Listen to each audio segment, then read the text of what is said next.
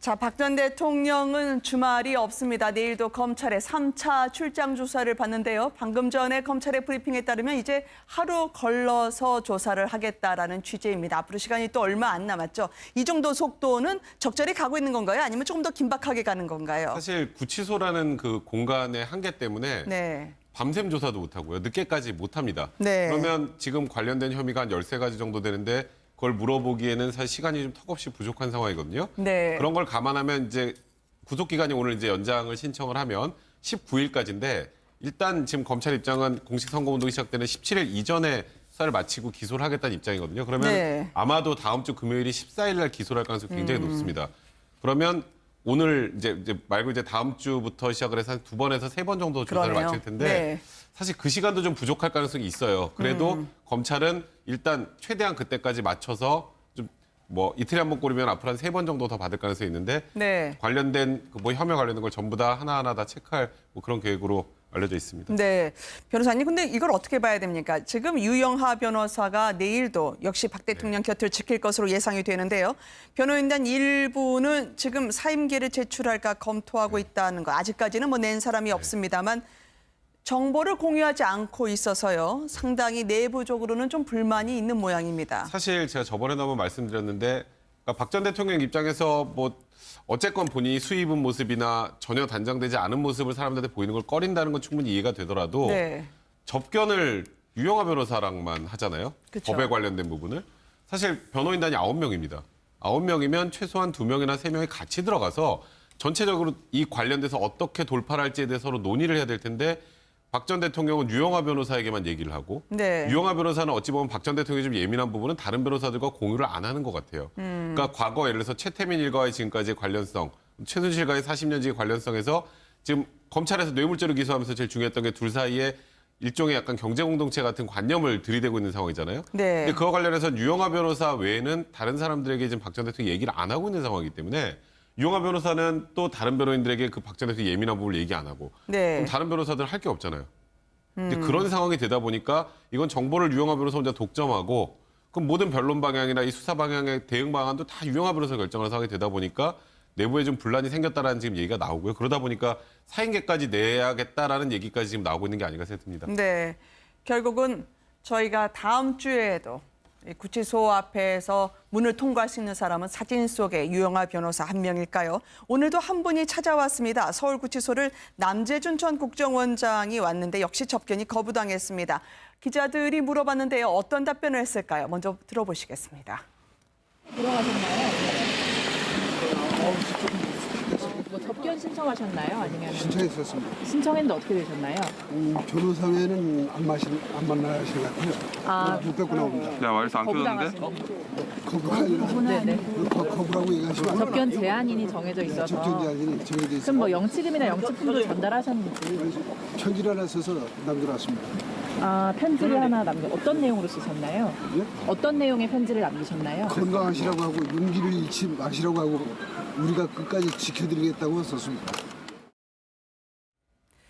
박근혜 정부 초기 국정원장의 인연인가요? 아니면 무소속으로 좀 출마하셨는데 대선 열기가 구치소 앞에까지도 번지는 겁니까? 아무래도 뭐 남재준 전 국정원장 입장에서 본다고 한다면 자신이 네. 한때 모셨던 또 대통령이었지 않습니까? 그렇기 때문에 뭐 대통령이 지금 구속돼 있는 상황에 대해서 마음도 아프고 하니까 가서 네. 뭐 직접 뵙고 위로의 말씀이라도 전해주고 싶은 그런 생각도 꿀뚝 같았겠죠. 그러나 지금 남재준 전 원장이 지금 대선 출마를 선언하지 않았습니까? 대선 출마를 선언하면서 일종의 종북 척결을 강하게 외치고 있기 때문에 그런 가치가 이 지금 서로 통하는 일종의 그 친박의 지지층을 이끌어내기 위한 하나의 제수처가 아닌가 하는 네. 생각인데요.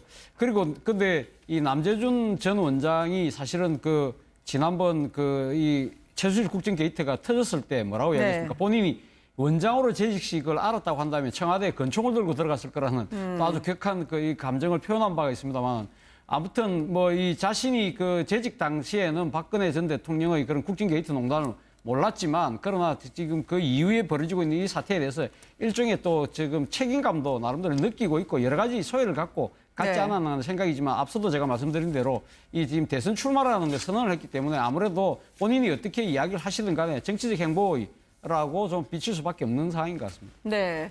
박 전 대통령이 접견을 받지를 않았는데요. 어떤 마음이실까요? 그래도 함께 했던 분인데 박 전 대통령이 거절한 이유가 따로 있을 것으로 추정되시는지요? 박근혜 전 대통령께서는 당분간은 아마 유영하 변호사하고 윤전추 행정관 네. 이외에는 만날 생각이 없는 것 같습니다. 그리고 뭐 아까 이야기 나오지만은 왜 유영하 변호사만 접견하느냐? 저분은 제가 생각할 때 박근혜 전 대통령의 이게 자신의 방침은 분명히 정해진 것 같아요. 뭐냐면 네. 나는 총론적으로만 접근하겠다. 뭐 개별 사안에 대해서는 무조건 이제 부인하면서 네. 왜냐하면 저기 이제 앞으로도 올해 이제 두고도 기록에 남을 것 아닙니까? 전직 대통령으로서 자신은 그동안 국가와 국민만을 생각하며 봉사하고 헌신하고 희생했다고 말해갖고 또 그렇게 본인이 생각하는데 네. 세세한 그런 범법 행위 그 자체에 대해서 자꾸 이야기를 하다 보면 자신의 그 본래 취지 또 뜻 그다음 자신의 말하자면 국가에 대한 어떤 봉사 정신, 희생 정신 이런 것이 훼손될 수도 있다. 그런 걸 우려해서 구체적으로 어떤 사안에 대해서 효과적으로 변론하든 안 하든 그게 중요한 게 아니라 네. 나는 내 뜻을 분명히 끝까지 고수하겠다 이런 생각을 갖고 네. 남재준 전 국정원장으로서는 물론 이제 아마 어쩌면 이런 것도 있지 않을까요? 그 박근혜 전 대통령에 대해서 내가 모셨던 분한테 가서 네. 이번에 출마했습니다. 이것도 보고하고 싶고 또 이제 그렇게 함으로써 자신이 그러니까 무인으로서의 또 기계도 그러니까 자신은 박근혜 대통령 탄핵에 대해서 절대 이것을 이거 믿을 수도 없다. 또 이것에 대해서 이것을 인정할 수도 없다. 이런 참 그런 말을 했거든요. 네. 그런 점에서 보면 박근혜 전 대통령도 끝까지 지키겠다 이렇게 말한 것으로 봐서는 남재준이 누구인가 이것을 이런 계기에 보다 효과적으로 이제 국민들한테 인식시킬 수 있지 않을까 그런 생각도 좀 한 것 같습니다. 근데요, 네. 저기 이제 찾아갈 때는요. 접견 가능성이 있는 거 없는 거 다 알아보고 가지 않았겠습니까? 아, 네. 만나주지 않을 거라는 거 뻔히 알면서도 저분은 가진 거예요. 그러니까 이제 가서 저렇게 오랜만에 이제 기자들 이제 카메라 플래시도 좀 받고 한 거 아닙니까? 그래서 네. 저분이 뭐 저런 어떤 생각을 갖고 있다면은 이번에 친박단체 중심으로 해가지고 뭐 새누리당인가 그걸 새로 만들었더라고요.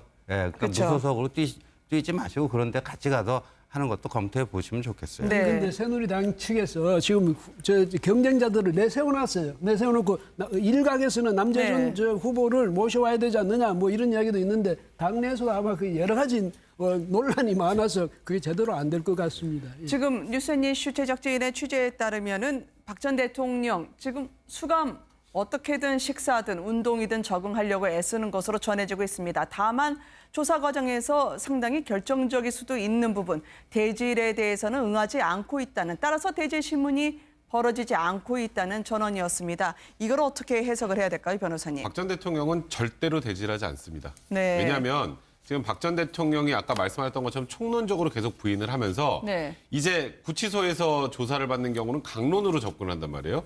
그러다 보면 이제 안종범 수석의 수첩 같은 객관적 증거가 나오죠. 안종범 수석의 수첩을 보고 과거에 박 전 대통령이 조사받을 때 총론적으로 했던 얘기는 내가 한 얘기를 안종범 수석이 좀 과장해서 생각하고 있는 것 같다 이렇게 대답을 했었는데 네. 그 수첩 내용을 보면 과장이 아니에요. 그냥 그거는 말 그대로 기록이기 때문에 이제 박 전 대통령 입장에서는 그러면 이게 과장했다고 하면 도저히 안 될 상황이 됐다는 걸 확인하고 얘기가 바뀝니다. 네. 다른 사람 얘기를 듣고 쓴 것 같다. 이제 그렇게밖에 부인할 수가 없는 상황이 된 거예요. 네. 그런 상황에서 안종범 수석은 지금까지 줄곧 박 전 대통령이 그렇게 지시를 했고 그걸 충실히 받아 적었다는 취지의 진술을 내놓은 상황인데 그럼 대질을 하면 어떻게 될까요? 대질을 하면 박 전 대통령의 입장에서는 굉장히 곤혹스럽고 난감한 상황이 됩니다. 네. 그러면 그런 곤혹스럽고 난감한 상황이 되면서 본인에게 불리할 게 명백한 상황인데 그걸 대질을 흔쾌히 응할 리는 없죠. 그래서 박 전 대통령은 뭐 본인은 무고하다라고 계속 혐의를 부인하면서도 어찌 보면 진실을 밝힐 수 있는 방법이거든요. 대질신문이라는 건. 네. 근데 진실을 밝힐 수 있는 방법이라고 추정되는 대질신문은 거절하는 것. 그거는 지금까지의 박 전 대통령의 조사 과정이나 조사 태도를 볼 때는 너무나 당연한 결과가 아닌가라는 생각이 듭니다. 네. 무엇보다도 대질을 응하지를 않고요. 수첩도 안종범 전 수석의 수첩을 보여줬더니 이건 내 말이 아니라 다른 사람의 말을 적은 것이다라고 얘기를 했다는 그 말에 검찰이 당황했다는 보도가 있었거든요. 그러게요. 그러니까 박근혜 전 대통령이 자신에게 주어진 모든 혐의 자체를 다 부인하고 있고 그것이 뭐 정치적 음모나 기획에 의해서 엮였다고 지금 주장하고 있는 거 아닙니까? 그런 그 주장의 연장성산에서 본다고 한다면 뭐 당연히 저렇게 이야기할 수밖에 없지 않을까 하는 생각입니다. 그러나 안종범 수석은 뭐 본인이 이 뭐 여러 차례 특검에서도 진술했다시피 적고 있느냐 그런 네. 여러 가지 그 확인을 받을 정도로 그래서 꼼꼼하게 다 메모했다는 것이 안종범 전 수석 그러니까 그 진술이기 때문에 저는 이 부분에 대해서 아마 법정에서 그 안종범 전 수석이 증인으로 채택돼서 아마 좀 서로 낯을 붉히면서 서로 이야기를 좀 이렇게 이 얼굴을 붉히면서 이야기하는 사안도 네. 지금 연출될 수 있다는 생각입니다. 아무튼 박근혜 전 대통령 입장에서는 본다고 한다면 일종의 스모킹건이라고 할 수 있는 안종범 전 수석의 수첩 자체를 처음부터 증거 능력을 인정해서는 안 된다는 생각을 아마 강하게 갖고 있는 모양입니다. 그렇기 네. 때문에 안종범 전 수석이 지금 기록한 메모 자체는 모든 것이 자신의 지시가 아니라 남의 말을 듣고 썼거나 아니면 본인의 생각을 보탠 것이라는 주장을 할 수밖에 없는 자기 스스로의 그런 좀 이 진술의 그 폭이 자체가 좁혀지고 있는 결과가 아닌가 하는 생각입니다. 네. 이게요, 제가 하나 아니, 말씀드리면 예, 왜냐하면 지금 수첩 속에요. 분명히 오늘 공판 과정에서 나온 부분입니다만 박 전 대통령이 안종범 전 수석에게 적고 있냐라고 확인할 정도로 그렇게 적는 거를 중시하셨던 분인데 그 안에는 대기업이 지원을 해줘야 된다. 무엇보다도 영재센터, 최순실 장시호 영재센터를 BH 청와대 관심사하니까 잘 챙겨야 된다는 말을 듣고 5억 원 선수들에게 이렇게 지급하라는 것까지 박 전 대통령 입에서 떨어졌다는 그러니까 겁니다. 이게 지금 안종범 수석이 그런 얘기를 했잖아요. 그냥 박 전 대통령이 진술할, 그러니까 뭐 명령을 하거나 하는 걸 꼼꼼히 기록해야만 살아남을 수 있는 정부였지 않습니까, 이번이? 네. 그래서 그 부분을 적어 놓은 건데 이제 박 전 대통령 입장에서 저걸 보면 할 말이 없죠. 그러니까 이거는 결국 벗어날 방법은 내가 시키지 않았습니다. 다른 사람 얘기 듣고 쓴 거겠죠라고밖에 할 수가 없는데 이게 조금만 과거로 돌려 생각을 해보면 김기춘 전 비서실장이 국회 청문회 나와서 그 김영환 민정수석의 비망록과 관련해서 나는 그런 짓을 한 적이 없다라고 네. 부인을 했죠. 근데 그때하고 지금하고 상황이 좀 다른 게 하나 있어요. 그러니까 김영환 민정수석 같은 경우에는 지금 뭐 지금 돌아가신 분이기 때문에 네. 이 비망록의 내용이 맞는지 아닌지를 확인해 줄 수 있는 방법이 없는데 아, 네. 안종범 수석은 지금 구속이 돼 있고 계속 진술을 하고 있는 상황이라 박 전 대통령이 지금 내가 지시한 거 말고 다른 사람한테 들은 것 같다라는 이 진술이 법원으로 가게 되면 사실상 양형 단계에서 더 반성하지 않는 취지로 중형이 선고될 수 있는 그런 류의 대답이거든요. 네. 그러니까 박 전 대통령은 아까 말씀하셨던 것처럼 이 부분을 어쨌건 정치적으로 해서 뭐 해결을 해야지 법적으로 풀 방법은 없다고 스스로 생각하고 계신 게 아닌가라는 생각이 듭니다. 그러니까요. 이게 네. 뭐냐면 박근혜 전 대통령으로서 내가 지시한 걸 저 사람이 설령 적었다 하더라도 내가 말 뜻은 그게 아니었는데 저 사람이 잘못 알아들을 수가 있잖아요. 그 소통 과정에서. 왜냐하면 100%내 말을 저분이 100% 이해하고 적었다거나 혹은 네. 거기서 자신이 메모해 놓은 것이 여러 가지 다의적으로 해석이 될 수 있으니까 그런 점도 지적한 거. 그러니까 나는 그런 뜻으로 말 안 했는데 만약에 그렇게 적혀 있다면 그것은 다른 사람으로부터 전해 듣고서 적은 거 아니냐 이런 뜻인데 네. 지금 저 백 변호사 말씀하셨지만 박근혜 전 대통령은 적어도 그 문제 이제 이 수첩의 내용에 대해서는 자신이 불리한 것에 대해서 전혀 수긍을 하지 않을 겁니다. 왜냐하면 본래 내 말 뜻은 그게 아니었으니까. 그다음에 내가 본래 내 의도라든지 이것은 오직 국가와 국민을 위해서 국가 네. 발전을 위해서 한 건데 이런 식으로 만약에 왜곡되게 적혀 있다면 그건 내 말한 거 아니다. 아마 이런 식으로 앞으로도 계속 그렇게 주장해 가실 것 같습니다. 네.